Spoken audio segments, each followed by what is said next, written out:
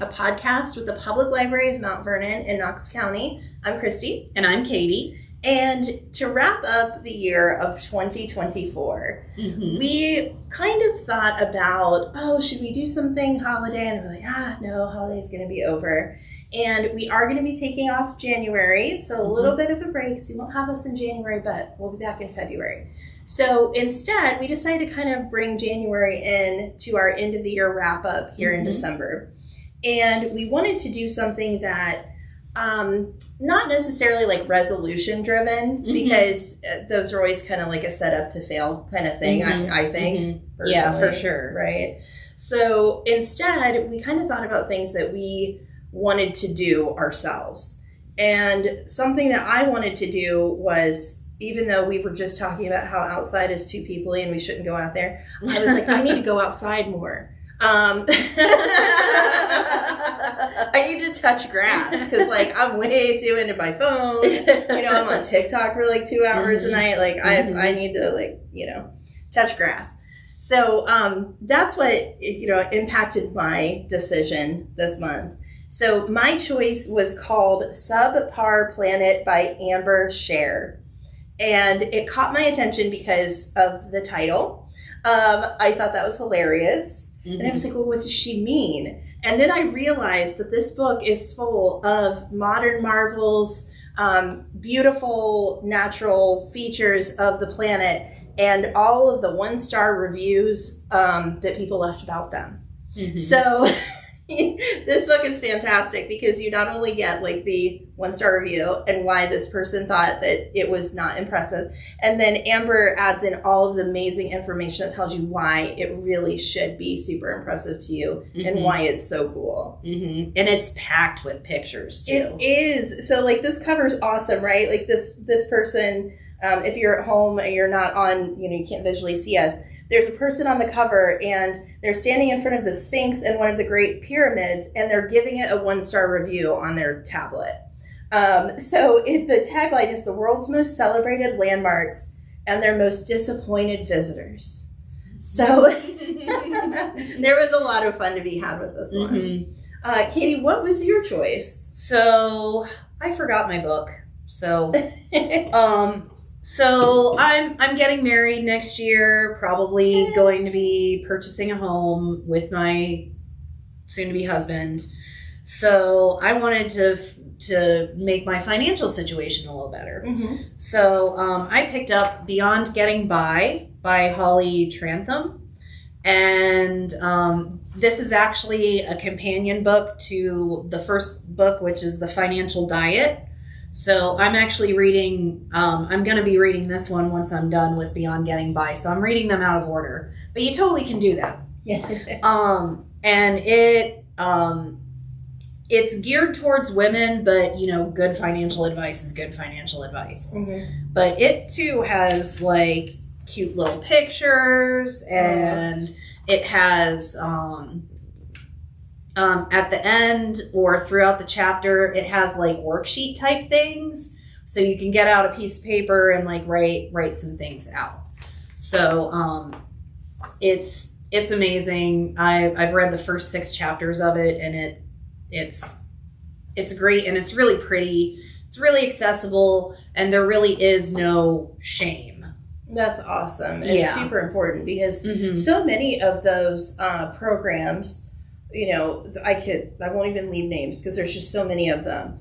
I feel like really is like a lot of shame, right? Like that you need to dig yourself out. And just that idea seems heavy and not like something I would want to approach. Yeah. Like your life should be over until you get yourself into a good place. And it's like, but what if we never get to a good place? Yeah. Your mental health is important as well when you're dealing with a really difficult situation. So a lot of those articles or, those like, like clickbait articles that we'll see on the internet and things where, they didn't go out to eat for a year or something like that. It just might not be doable for someone who really looks forward to, like, it's the only thing they like to look forward to. Yeah, and that's one thing that she talks about in the book is it's like those those types of things are, like, those programs are helpful in certain circumstances. Sure. So it's like, oh, just cut back on your spending. Well, what if you have and you're still barely making it? Like, what are you supposed to do? Yeah. And one chapter, so, like, there's a lot of different topics that she covers. So first one is kind of like, it's a lifestyle change, it's not a diet kind of thing. Getting over your shame about it, because, like, I mean, we're almost all of us are in the same boat, unless unless you're in the top 1%, right? Which who is not very many people. Yeah. It talks about the happiness threshold. It talks about crypto. There's a chapter on student loan relief and how we need to, like, not be mean to millennials because they're trying. Yes. And, like, those kind of imposter syndrome. And yeah, the last chapter second to last chapter is the 40-hour work week and other toxic myths. Oh, wow. Okay. So it covers about everything. In terms of the shame one, I think it was in the shame chapter. It might have been in the first one. Instead of being like that, 70, 20, 10, or, 60, whatever the percentage is, that it's like, oh, you're not doing good unless you're putting 10% towards your retirement. Instead of being like, oh, you have to have those things. She kind of goes Freudian with it and is like, you've got in your budget, there's your ego, your super ego, and your id. And the super ego is like planning for the future or whatever financial goals you have that's more than, like, just today. And your ego is all the stuff you need to survive. So your traditional, like, I have to pay these in order to live. And then your id is like things that are not necessarily required, but make life a little bit more comfortable, or something that brings you joy. And whatever percentage works for you is what you should do. So, and that's one of the worksheets, is kind of like writing down all of your required expenses, writing down your future goals, and then writing down some fun stuff. Like, for example, my fiance loves coffee. If he was not allowed to go to Dunkin' or Tim Hortons or something every so often, he would not be a happy person. Yeah. So, and it's like, yeah, really. And you mentioned the clickbait. If you only spend like $5 a week on coffee, that, yes, it is an amount of money that could make a difference. But when you're, $50, $60, $100,000 in debt, is that $60 really going to help you get out of that? Yeah. Is that little indulgence going to ruin everything? But at least keeps you going. You're like, oh, I'm looking forward to Friday because that's my day where I get my treat. Yes. Yes. And the only other thing I wanted to mention with these is she does have these, like, funny little definitions and other little asides. It's very well researched. There's like 15 pages of bibliography at the end. The statistics are staggering. One of them, and I know I'm messing it up, but you should check out the book and see, is like the cost of college has risen 700% since, like, after World War II. Wow. So that's why it's like, maybe the millennials aren't lazy. Right. Maybe they're really trying. But anyways, so for example, this one is early on in the book, and it's the definition for an unpaid internship. Okay. And it says, a company's excuse to squeeze free labor out of eager college students and 20-somethings under the guise of experience, while gatekeeping opportunities for those who can't afford to work for free. So sometimes she's pretty brutal. Yeah. But not towards you. No. towards the system. That has put us in this position. So I do believe that the financial diet is more of like, let's stop drowning. And then beyond getting by is a little bit more like how do we do better than just surviving? Sure. So yeah, it does cover some investment type stuff. I think there's investment type stuff in the first book too. But yeah, I think it's super helpful. I think I might even buy it so that I can do the like really do the worksheet stuff and have those. So yeah, I mean that is saying a lot, right? Because I know us and probably a lot of you too, you only have so much real estate in your house to put to books. So when you say that, hey, I checked this out at the library, I really enjoyed it, I got so much out of it, I'm going to purchase it and put it on my bookshelf. You know, that's a really high praise for a book. Yeah, and it's the focus is more on, are you spending money where your values are? And obviously some of the things like we all value electricity, right? Or there are the things that are required to live, but then it's like, but I really love to travel, so am I allocating money so that I can do that? Or things like that. And just working towards your goals, and if you stumble, you just get back up and keep going. And if you're constantly, her idea as far as budgeting is your budget should be something that you never have to think about. Wow. Because it's just set up, it's set with your values. You can you live in it because it's based on what you value. That makes sense as to why she was like applying it towards like a physical, like a human diet of food, that it is a lifestyle. It should just become your everyday routine. It aligns with what you'd be doing already. To make it less painful, and that you're more likely to stick to it. Yes, very much like dieting, where you can't cut out everything. Or you might be able to, but not for the long term. And at some point, you got to get to the place where you stop counting calories. Right. Absolutely. So yeah, it's great. Like I said, geared towards women, so he uses the female pronouns and things like that. But good advice is good advice. Absolutely, everyone can get something out of it. And even a great like family read. So maybe a couple would be interested in reading it. To kind of understand where everybody's coming from and to decide something for your household. So maybe even like your fiance will. I'm definitely going to show him this book. He's in the banking industry, so I'm really curious to see what his take is on her ideas. Definitely. That'd be really cool. And, that was such a good pick. I felt like for kind of wrapping up 2024 and heading into 2025, of kind of getting an idea of what you want to be looking towards for the future. So I think it fit the theme perfectly. Yep. And that's similar to me, right? Yes. So, we showed her book Subpar Planet. We showed it to everyone. We did. We walked around and we're like, look at this. Look what someone said about Niagara Falls. Can you believe it?